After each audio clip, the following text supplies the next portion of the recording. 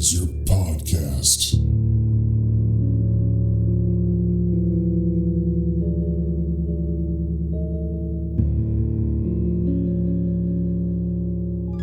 Hey everybody, before we get started, just wanted to let you know that this is the free version of the podcast, and all that means is that this is way behind where I'm at in Patreon. So if you're liking what you're hearing and you need more John Constantine in your life, then definitely go to patreon.com/planes, trains, and comic books, all one word, and sign up for the Hellblazer tier, where you get access to the full library of every issue that I've done so far. And you also get access to the main Planes, Trains, and Comic Books podcast if you're interested in that as well. And once again, you can get that at patreon.com/planes, trains, and comic books, all one word.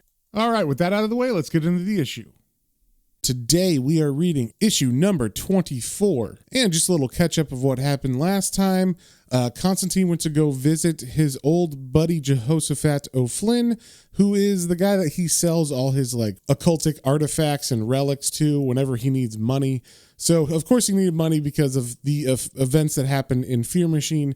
So when he went to visit his friend, it turns out that his friend was on the run from fairy tale creatures like Tall Tales and other literary characters like Sherlock Holmes or Peter Pan and those kind of people, because it turns out that Jehoshaphat himself was one of those.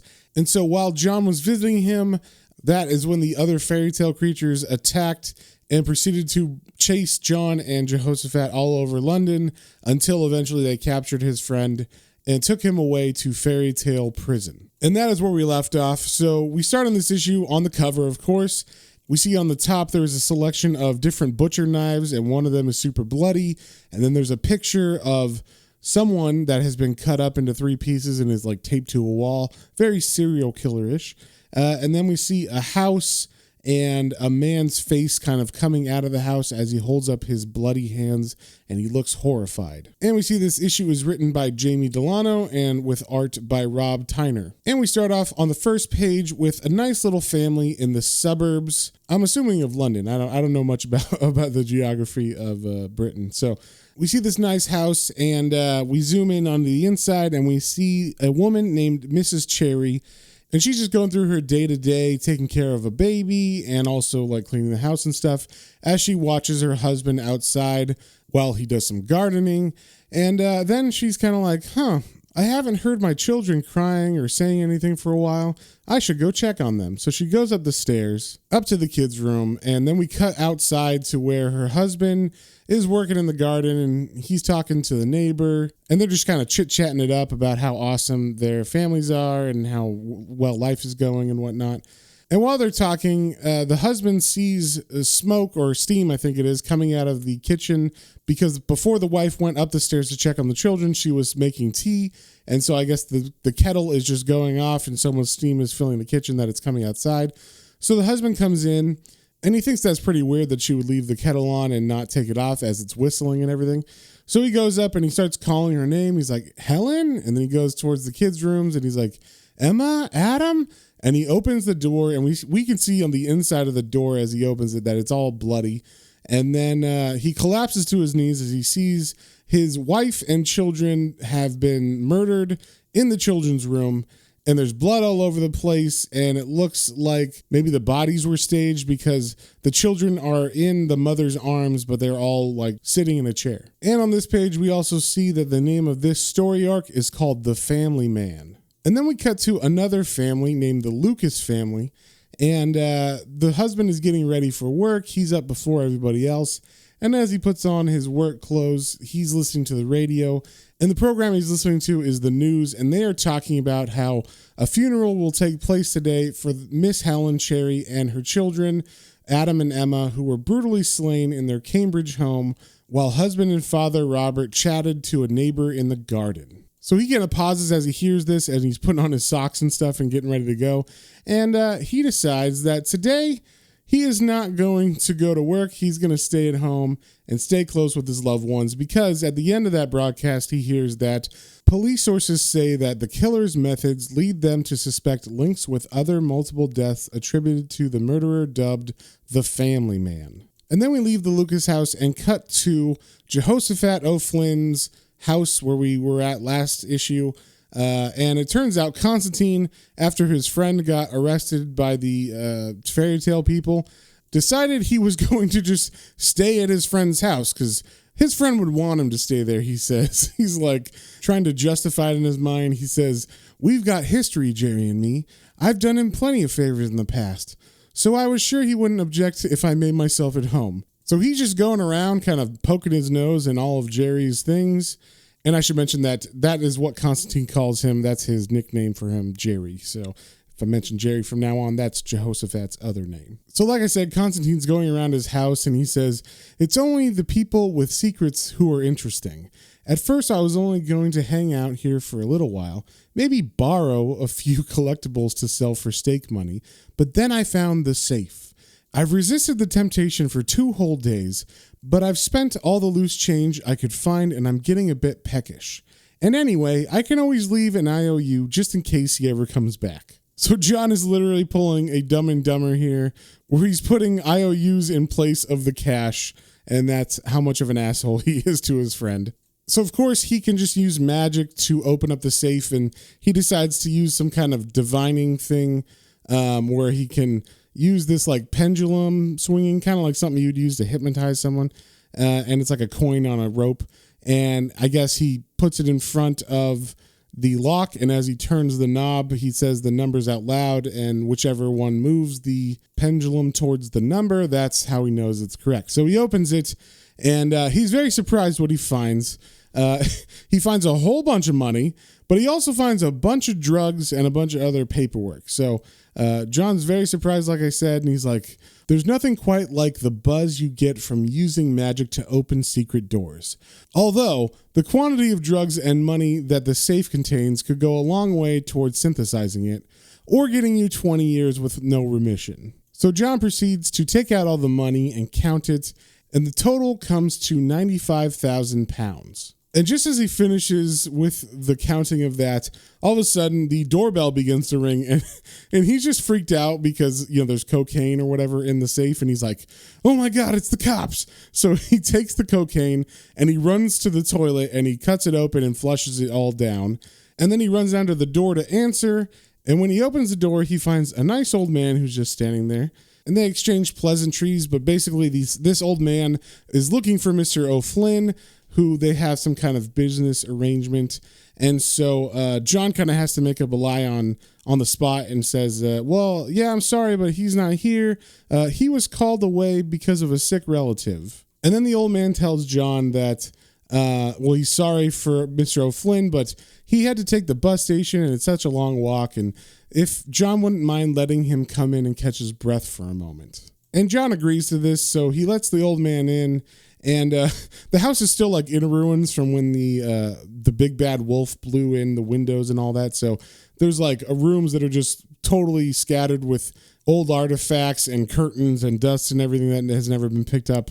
So Constantine is like apologizing, but the old man's like, "Don't worry about it. Why don't we sit down and have a drink?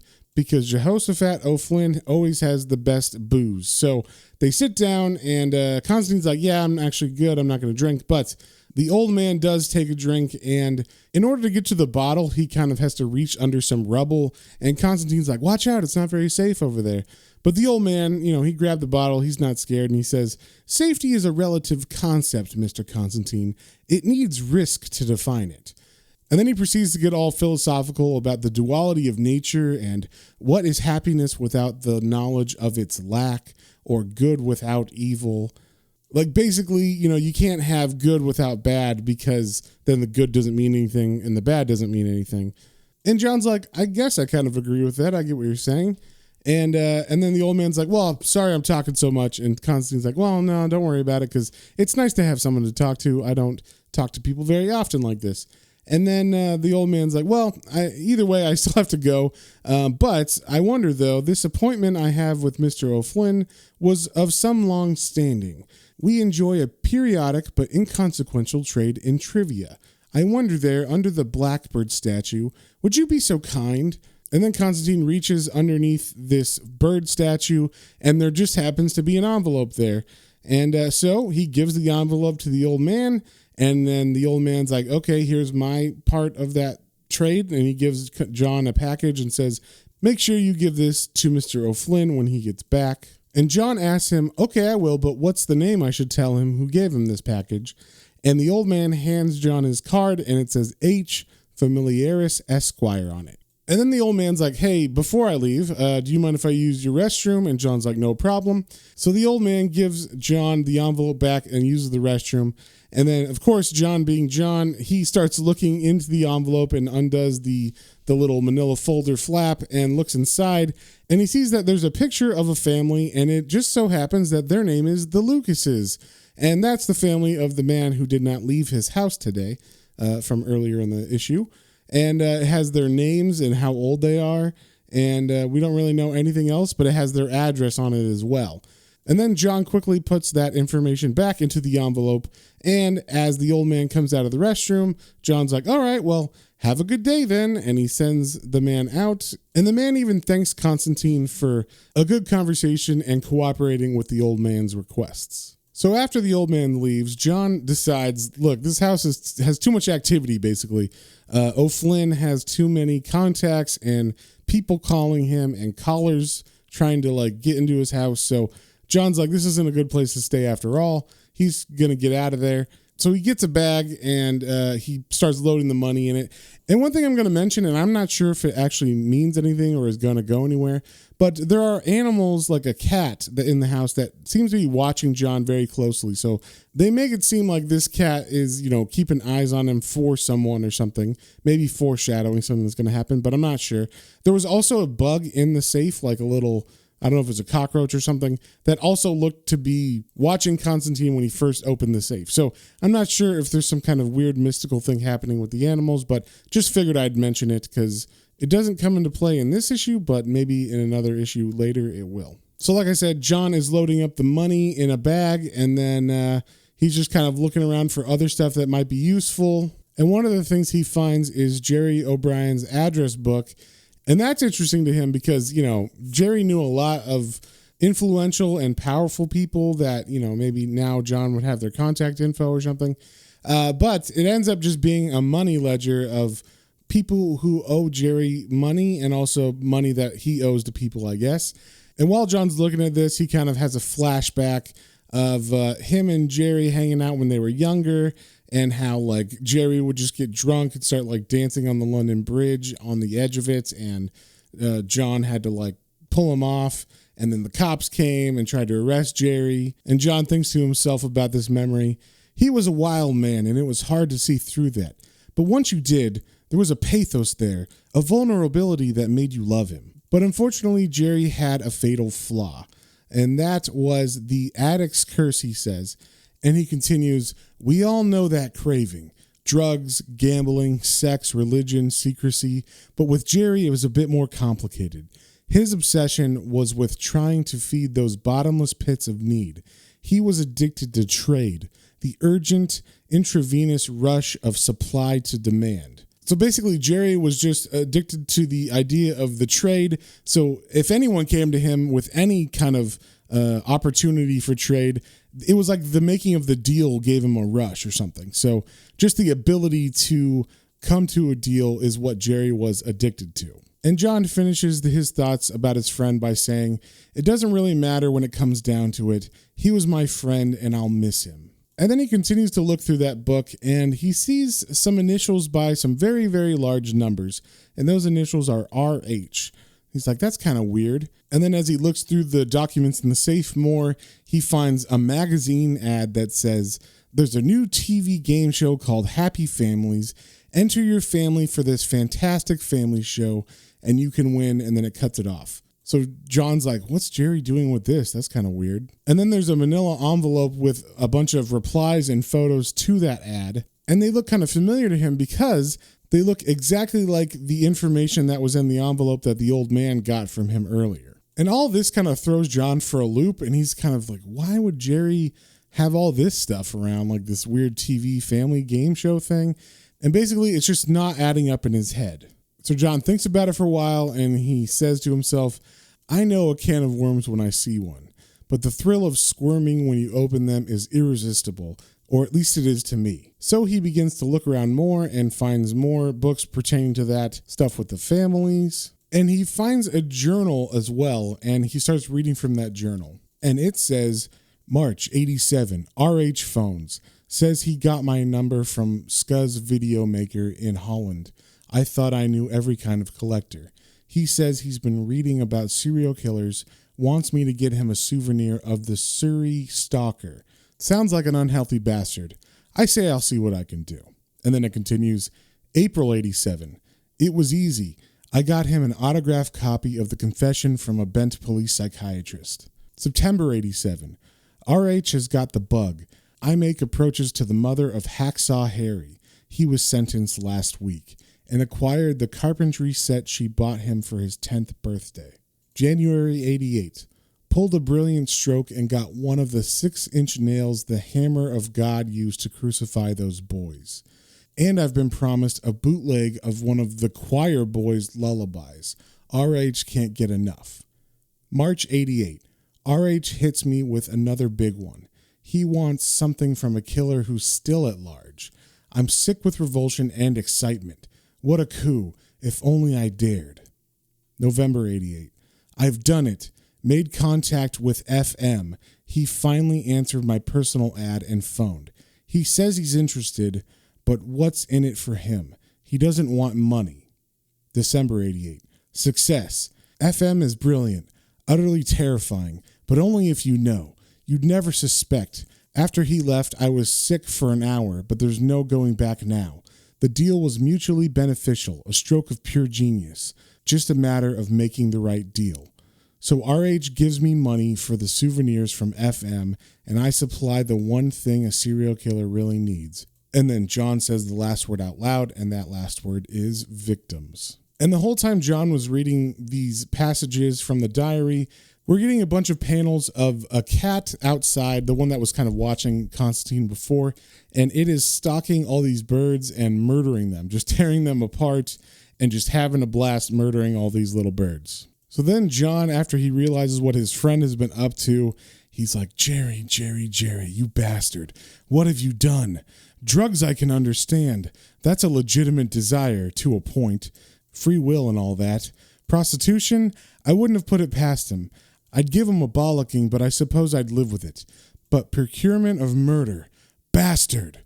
And then as he says that, all of a sudden the phone begins to ring, and John goes downstairs and finds the old-timey phone. It's one of those ones with the long stem that you talk into, and then there's a separate earpiece that you hold up to your ear. And while John is walking down to get the phone, he's thinking, I can't think of a serial killer with the initials FM, but I can't think of anything. I can't believe he'd do it. He was my friend. And then John answers the phone, and someone says, Hackett Video Productions, I have a call for you. Will you please hold? And then someone comes on the line and says, Jerry, how are they hanging? Reed Hackett here. Any news? It's been a week since he did the last one. I've got the hots for my parcel. Has he been in yet? And John's just saying like one word at a time. He's just like, what? Who? And so Reed Hackett's saying, have you been drinking, boy? Who do you think I'm talking about? The old man, our beloved Mr. Homo Familiaris, the family man. And at that moment, John realizes who he's talking about. He's talking about the old man who he just gave the information of a family to and got a package in return. So John's like, oh my God, that was the murderer. And so he's just like, please no, the old man, he left the parcel. I gave him the address. Oh God. And then he looks at the parcel next to him, just happens to be on the table. And he opens it and he sees it's a little sippy cup for a kid.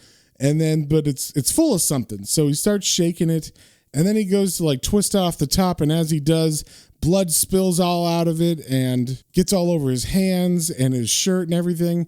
And he's super freaked out. So he just immediately throws that thing and all the money and everything into a big pile with a bunch of wood that was around the house. And he lights it on fire. And he yells bastard as he throws an alcoholic beverage into the fire to make it go more. And he even breaks a natural gas pipe that's in the house so it will explode. And John thinks to himself, make a fire, create a heat to cauterize the pain. Their address, I'll go there, I'll try to put it right. I'll do the best I can, but in my frozen heart, I know I'm too late. And somewhere, someone's world explodes. And as he says that, the house behind him totally blows up. And then we cut to the Lucas family, who are sitting together on the couch in their living room watching TV.